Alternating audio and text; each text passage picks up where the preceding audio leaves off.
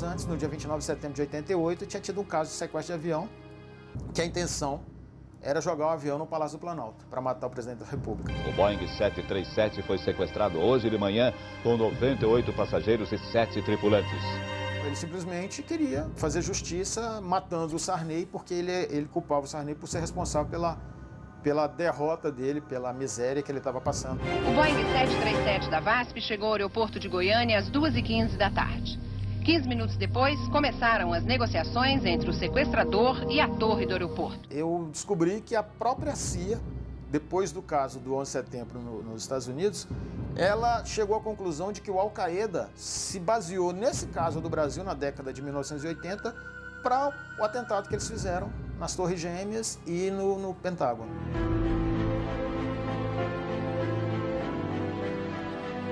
A gente localizou o piloto, a filha do copiloto que foi morto, porque o Salvador Evangelista era o copiloto daquele voo, e o Raimundo Nonato, num momento de insanidade, deu um tiro na nuca dele quando ele foi atender o rádio de chamado instantaneamente. Ele quis pegar o rádio, não imaginou que o cara fosse dar um tiro na cabeça dele, e ele morreu. Então a gente localizou o delegado da Polícia Federal, Daniel Sampaio, que era o chefe da missão da época.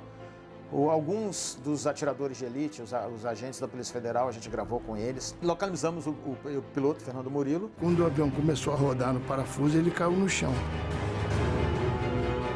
Eu dei sorte que quando eu parei o parafuso, eu estava com a pista à vista, em frente.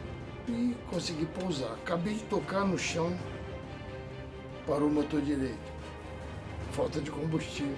A porta do avião foi aberta agora, às 2:55 da tarde. Colocar um avião, um Boeing 737, de cabeça para baixo, que é que eles chamam de tunô, que ele explica isso, que ele já não tinha mais alternativa, o avião já não tinha mais combustível. O cara queria, depois que ele viu que não podia vir para Brasília, ele queria ir para São Paulo e não tinha mais combustível. O avião já estava voando há mais de 2 horas, os caças da Força Aérea já estavam posicionados voando ao lado do avião, porque se ele fizesse qualquer movimento de vir para Brasília, a ordem era bater o caça, eles iam derrubar o avião. Então o piloto, sabendo de tudo isso, ele arriscou fazer um tunô, que foi colocar o avião de cabeça para baixo para derrubar o sequestrador, mas não conseguiu. E aí ele, quando ele avistou a pista do aeroporto de Goiânia, o Santa Genoveva, ele falou que a última alternativa que ele tinha era tentar um parafuso, e foi o que ele fez. Ele caiu 9.000 metros com o avião em parafuso, o sequestrador, com isso, caiu, meio que desacordado, e ele conseguiu pousar o avião.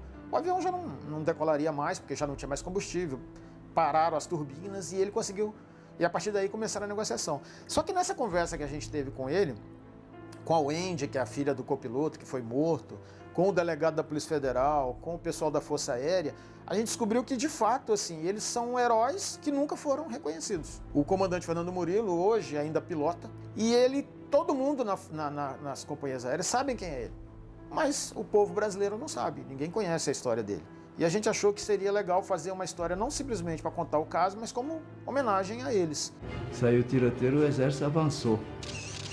Atravessei a cerca e cheguei junto. Aí nesse momento bati o flash, o soldado levantou o fuzil e não matou ele ali. Imagina só, quase 100 pessoas saindo de dentro da aeronave apavoradas. Eu acredito que esse filme ele vai chegar nas grandes telas, inclusive repercutir internacionalmente, e vão perceber que se tivessem dado mais atenção para o que aconteceu no Brasil em 1988, que é o caso do filme, talvez não tivesse ocorrido o que aconteceu no dia 11 de setembro de 2001. Porque a partir daquele momento de 2001 é que os aviões passaram a ter portas blindadas, os detectores de metais passaram a funcionar definitivamente, com mais rigor, as malas passaram a ser vistoriadas, quando, na verdade, já poderia estar acontecendo isso desde 88, quando aconteceu o caso no Brasil.